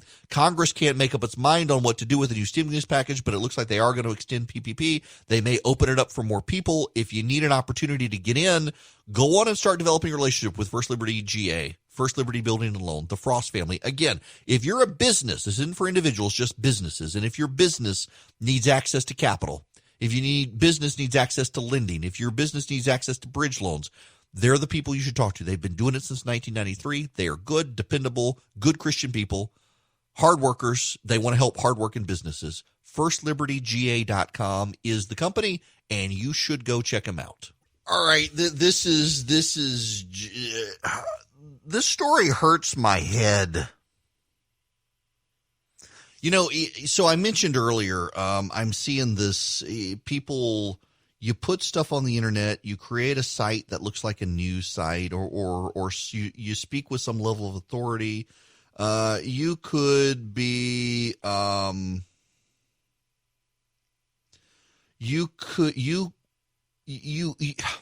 am I trying to say here?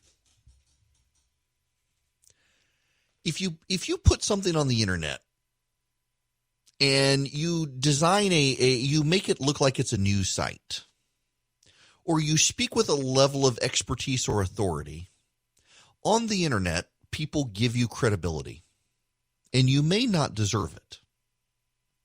For example, you will never, ever, ever, ever, never, ever, never, ever, ever, ever, ever, never, ever hear me on this program cite Gateway Pundit.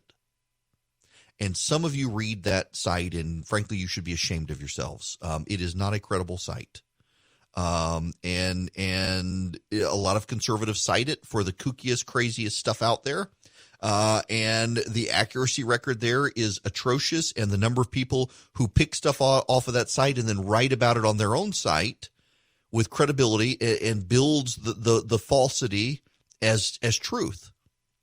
We have a whole lot of people on the internet, on the left and the right, including people who have Bible verses in their Twitter bios, who really don't care about the truth, who are perfectly willing to violate the Ninth Commandment, who are perfectly willing to lie with a straight face, all to advance their cause.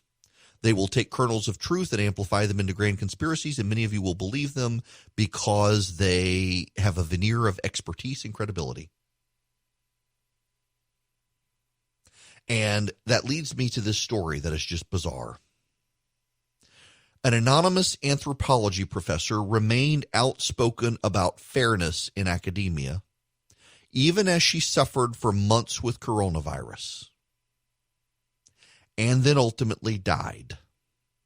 This person was a scientist who got COVID because they'd been forced to teach, said Michael Eisen, a fly geneticist at the University of California, Berkeley, who had interacted on Twitter with the professor for years. It wasn't the first person I knew who got COVID, but for a lot of people, it was one of the first people they knew who got it. He said he had continued to exchange messages with the person running the account through June, and that this person frequently discussed a difficult recovery. Then Beth Ann McLaughlin, another Twitter connection, announced on July 31st that the anonymous professor had died from complications of the virus. A few days later, the account of the anonymous professor and of Ms. McLaughlin were suspended for Twitter policies that, among other things, bar the coordination of fake accounts. That same day, Gerardo Gonzalez, a spokesman for Arizona State University, where the anonymous Twitter user was supposedly a professor, described the anonymous account as a hoax. The account had posted inaccurate information about the school, he said. We have no one, such as a family member or friend, report the death of anyone at the university. Among scientists and academics, the shock of mourning was already laced with suspicion. Enough of them had unpleasant interactions with the combative account and were troubled by its inconsistencies and seeming about terms. You have these alarm bells. They're like, oh, I don't trust you, said Julie Lebarkin, the head of the Geocognition Research Laboratory at Michigan State University. Kind of the same as when I worked with Beth Ann. On Tuesday, Beth Ann McLaughlin gave a statement to the New York Times through her lawyer. I take full responsibility for my involvement in creating the Sciencing By Twitter account. My actions are inexcusable. I apologize without reservation to all the people I hurt. The anonymous account, Sciencing By, was an active participant in the Corner of Science Twitter that frequently discusses issues of sexual misconduct in the sciences. It claimed on at least one account to have grown up in Alabama, to have fled the South because of oppression to queer folk, and of having attended Catholic school, and then claiming to be Native American. And people gave this anonymous account credibility over time. The account followers grew. The authority of the account grew because of the numbers of followers, and it turns out it was all a scam, and this person didn't even exist. It was all this crazy person running the account. All right, I'm going to string a bunch of stories together here and review the story that I was just quoting in the last break. I'll take your phone calls too. 877-97-ERIC, 877-973-7425. So there's this woman. Her name is Beth Ann McLaughlin. Beth Ann McLaughlin is a neuroscientist, allegedly, apparently. There was a petition to give her tenure at Vanderbilt University, which she was not given in 2017. She claims it was because she testified against a former professor about sexual harassment. She was unsuccessful in reversing the decision in 2019. She left the university in the summer of 2019. And there was a Twitter account called Sciencing By, allegedly a queer Native American raised in Alabama who went to Catholic school. That's how that person over time described themselves. Okay. And this account, Sciencing By, started being followed by people and started weighing in on scientific debate and started calling out people for sexual misconduct in academia. And it got credibility with some. Others remained skeptical of it because it was so combative. And it turns out it was this Beth Ann McLaughlin person who was also running this account. And eventually she killed off her anonymous account, claiming that whoever the person represented, who ultimately she claimed was an Arizona State University professor, died of COVID-19. Well, that in and of itself whipped people into a frenzy on the left that in Arizona, Doug Ducey bad, Republican bad, conservative bad, running the state bad, COVID-19 bad, professor forced to teach dies of COVID-19. It's all Doug Ducey's fault. It's all the Republicans' fault. How dare this university do it? It became a thing. And ultimately, the university had to come out and say, we don't have any professors here who've died of COVID-19. We have no idea who this person is. Well, it turns out it was this nutter, Beth Ann McLaughlin. And it was all very weird. This is from the New York Times. Ms. McLaughlin first began to make waves among those concerned about sexual harassment in the sciences. In May of 2018, she wrote and circulated a petition that month calling for the National Academy of Sciences to revoke the membership of those who had been punished for sexual harassment, retaliation, and assault. In June of 2018, she and Ms. Libarkin, another scientist, started a website, Me Too STEM, which quickly garnered attention as women posted a series of largely anonymous stories about being harassed while working in science, technology, engineering, and math. In the same month, Ms. McLaughlin further raised her profile when she used Twitter to successfully pressure the website RateMyProfessor.com to drop its system of chili peppers used to rate the hotness of academics. I'm sorry, my brain paused at that one for a moment. RateMyProfessor.com had a system of chili peppers used to rate the hotness of academics, and she pressured them to drop it. Okay. In October of 2018, Ms. McLaughlin, who had begun to make decisions for the organization without informing her colleagues, created a fundraiser for Me Too STEM on GoFundMe. It raised over $79,000, and her colleagues at Me Too STEM were already feeling uncomfortable with her leadership and were particularly uneasy with the GoFundMe. Former colleagues of hers at Me Too STEM said they did not know where the money ultimately went. In November of 2018, the Massachusetts Institute of Technology's Media Lab awarded its Disobedience Award to Ms. McLaughlin. Tarana Burke, a founder of the Me Too movement, and Sherry Martz, who left academia after being harassed by a colleague in her graduate lab. The award recognizes ethical, nonviolent acts of disobedience and comes with $250,000, which that year was split among the three participants. As Ms. McLaughlin received more public recognition, her colleagues at Me Too STEM began to leave the organization, accusing her of frequent verbal abuse and citing the dysfunction plaguing the organization. And along the way, there's this Sciencing By account that's participating in the scientific debate, outing people, shaming people, and going on and on about what's happening in academia. People give it credibility. Well, it turns out that the account was Ms. McLaughlin running it. She killed off the person, and Ms. McLaughlin was just not a pleasant person to deal with. We'll put it that way. Now, the point I raise on this story and why I review it is because this is happening more and more online. You put together a website that looks credible, looks like a news site, and you have a narrative you want to push, and people are going to give that credibility whether it should or it shouldn't, particularly if the reporting plays to your preconceived biases. This is actually happening around the country now. There's a website where I am here in Georgia. I think it's the Georgia Reporter.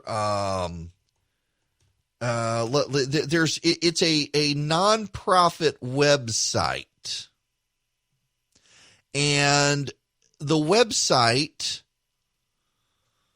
purports to give you an accurate impression of what is happening in Georgia news. And what actually is happening is it's a left-wing outfit that covers the news through narrative development, not reporting facts, but narrative development. And the difference between reporting facts and reporting narrative is that this website will leave out facts if those facts might make its intended narrative less bad. So, for example, if this website wants to pretend that Brian Kemp is corrupt, it will paint a story using facts that show Brian Kemp is corrupt, but it will leave out the facts that show that a decision made for funding purposes actually had a very innocuous reason and is actually totally explainable, because that wouldn't fit the narrative, and the narrative is more important than the facts. And now this is happening around the country, particularly in areas where local news sites are collapsing. The left more so than the right, but the right to some degree, but very much the left because of their donors, are taking advantage of this, and they're building these platforms. And the same holds true on social media. You have someone with several 100,000 followers, and they talk very authoritatively about a subject. You're going to follow them as an authoritative person on the subject. And we've seen this with the coronavirus. The number of people who have been misled by purported experts online who tell them what they want to hear is extraordinary. It is amazing to me how many people are armchair epidemiological experts because they follow an account or two on Twitter and they read websites that tell them what they want to hear, and they challenge facts. And so, for example, I'm thinking of this because there's a conservative website today that is pushing a story that the reason Dr. Fauci and Admiral Girard, who's been on this program, who's great, by the way, the reason they're out saying we can't use hydroxychloroquine definitively, that we can't recommend it definitively, is because of tests. That actually the real reason is because remdesivir makes people more money, and so we've got to suppress hydroxychloroquine. I'm actually amazed overall at the number of people on the right these days who believe the pharmaceutical profit motive governs everything. Now, here's Admiral Girard, by the way, just so you hear him. So hydroxychloroquine needs to be prescribed by a physician. There may be circumstances, I don't know what they are, where a physician may prescribe it for an individual, but I think most physicians and prescribers are evidence-based, and they're not influenced by whatever is on Twitter or anything else. And the evidence just doesn't show that hydroxychloroquine is effective right now. I think we need to move on from that and talk about what is effective, both from a public health standpoint. I told you, the masks, the crowds, wash your hands, right. Avoid indoor spaces. And for treatments, we know that if you get COVID now, your chances of dying are incredibly less than they were in April, because our healthcare providers know how to treat it better. We have effective therapies like remdesivir and steroids, promising therapies like immune plasma, and a vaccine really on the horizon. So you see, he brought up remdesivir, which is known now to be an actual effective treatment, and we've still got 243 studies outstanding in the field on hydroxychloroquine. We can't be definitive about it, and it's very mixed. We know from the research on remdesivir, it's actually very consistent across studies. There's actually new research out on hyperbaric chambers that may actually that may actually be worthwhile. In fact, I've heard this from a guy who was texting me fairly incessantly that I needed to start pushing people in politics on hyperbaric chambers, and it does appear that it may very well work.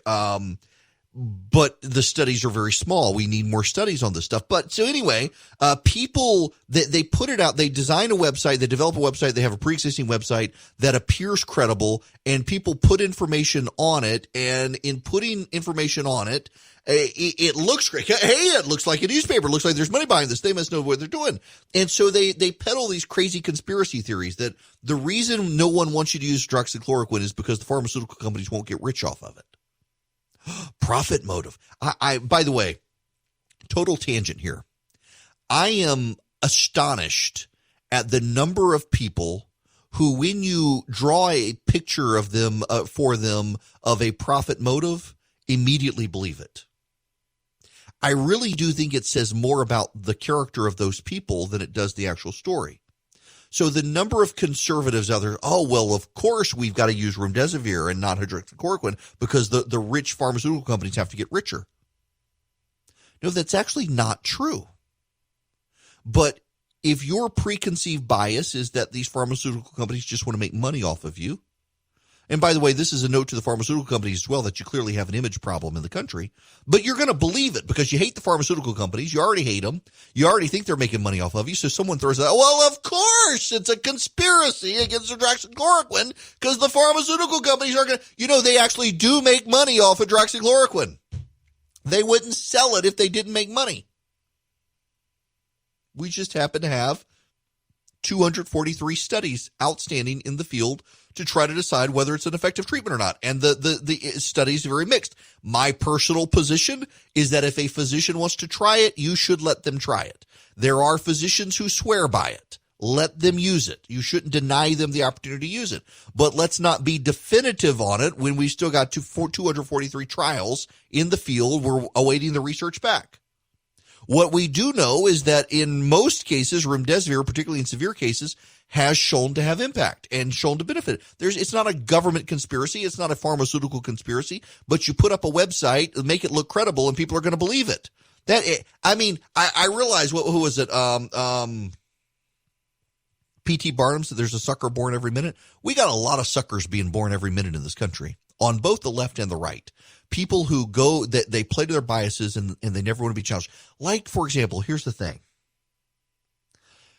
Have you heard about the MSNBC reporter who left? She was an NPR reporter. She went to work for MSNBC.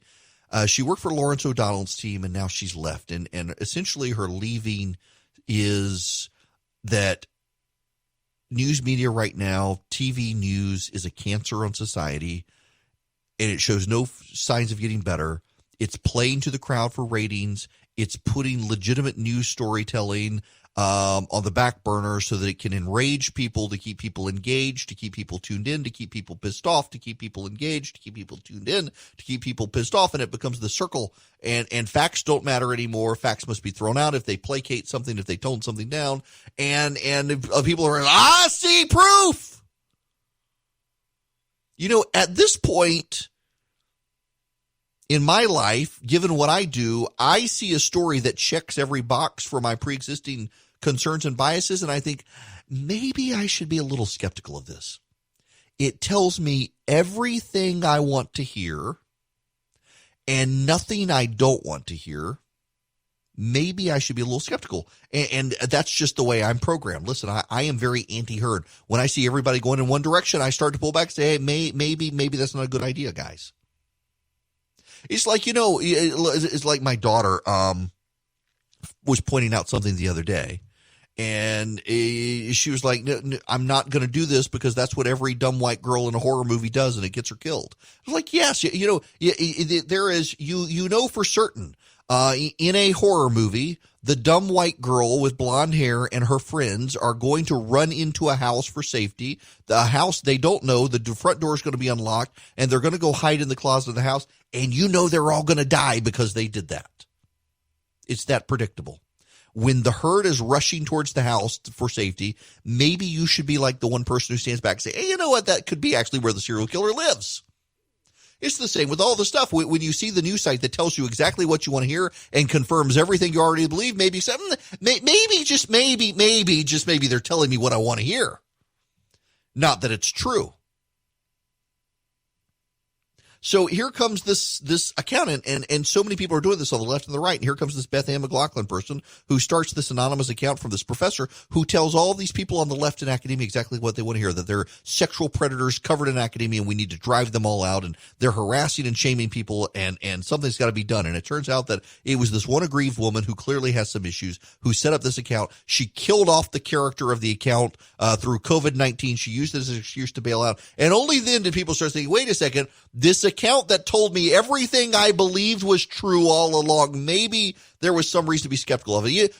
If I on a daily basis tell you everything that you believe is true, and you're never challenged by something I say, you should probably question my validity here. Because on a daily basis, you can hear me change my mind from the beginning of the show to the end as I get new data.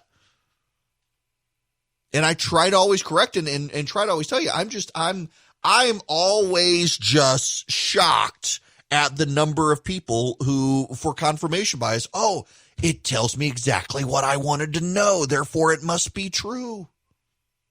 It very much is like the all the girls running into the house in the horror movie. You know they're going to die when they go in. I'm sorry, it's that predictable. You know they're going to. You don't know necessarily how they're going to die. Maybe the Saws come through the back of the closet they're hiding in and chop them to bits, or maybe the serial killer locks them in there and sets the house on fire. But you know what's going to happen. It's very predictable. Abby in Athens says she wouldn't die in a horror movie. You just don't watch the horror movies. Do y'all know, as an aside, before I get out of here, this is why I'm a deeply scarred person. When I was a kid, grew up in Dubai, and we had a 3-bedroom house, but there was a 4th room, and it was the TV room. And I didn't want to share a room with my middle sister. She was way into Duran Duran for me. And so I decided that my parents gave their blessing. I could move the bed into the TV room, and the TV room would be my bedroom. But the rule was that if anyone in the house wanted to watch a movie, I either had to suffer through it or I had to leave. I could go sleep on the couch. My sisters naturally decided the way to get back at me for this was to watch horror movies. I was in 3rd grade, and they convinced my dad to take me with them to see Jaws 3D. My dad doesn't even know how the movie ended, because 30 minutes before the end, he had to take me out of the movie theater screaming and crying because I was terrified. And it turns out Jaws 3D, the first 3D movie I ever saw, it was actually a PG-13 movie. I'm like, how can this be? People were getting eaten by sharks. There was a whole head floating. I still remember this movie. I had to leave like 30 minutes before the end of the movie. I was scared to death, and my sisters did this to me. I don't watch horror movies, but I know, and you all know, that all the girls get in the herd mentality and they run to the house where the serial killer lives and he kills them all. It's that predictable. I still don't want to watch it, even though I know what's going to happen. And it's the same with the rest of this stuff. When you start hearing people parroting back the stuff that they believe to be true to begin with, and by God, they found some random website that tells them exactly what they wanted to believe in the first place, maybe you should be a little skeptical. Well, you could, except we're almost at the end of the show, and I'm not going to take your phone call now. So actually, my call screener closed the phone, so I couldn't take your phone calls.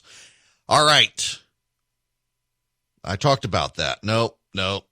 Y'all, listen, I'm trying to do so much better talking about stuff that because yes, I did an entire 3 hours yesterday. So I get up every morning and I outlined the show in the order of things that I want to talk about. And yesterday I did an entire show without a single thing that I had spent an hour and a half researching and prepping. And I did an entire show off the cuff without any of the stuff, which is why I barely played any of the audio yesterday that I wanted to play. But I'm going to end with something that I wanted to talk about yesterday that I didn't get to talk about. Ellen DeGeneres. Have y'all seen this with Ellen?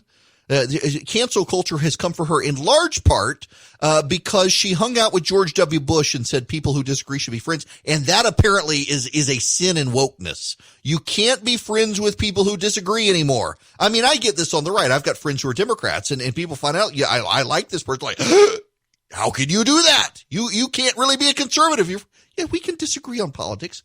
You know, Donna Brazil and I, we trade recipes. We disagree on everything politically, but we trade recipes. We're both from Louisiana. We can talk about LSU. Same with James Carville. But apparently you're not supposed to do this. Well, Ellen's got to be canceled. Okay, so here's the thing about Ellen. I don't know her. I have never met her. I have heard for years that she's actually a very difficult person. I have heard this for, as long as her be nice to others shtick has been happening, I've heard for years she's just not a pleasant person. Now, I got a suspicion on this one, though. I wonder if it's actually the people around her. Believe it or not, there are people who get into positions of power and fame, and they're surrounded by assistants who their livelihood depends on this person being at peak performance all the time. And so their job is to preclude everyone else from coming into contact with this person and distracting the person. And oftentimes it's not the celebrity who's the bad person. It's the assistants around the celebrity, but no one knows it's actually the assistant. So, for example, the idea that Ellen DeGeneres doesn't want you to look at her when she's maybe it's true. There are celebrities like that. I've heard this about Ellen DeGeneres for years from friends of mine who are in Hollywood, that she's actually a very mean person behind the scenes, that she's very rude and condescending to people, and she doesn't like people to talk to her or look at her. And all these stories come out, and I was like, I've been hearing this for years. How is this new? Everyone should have known.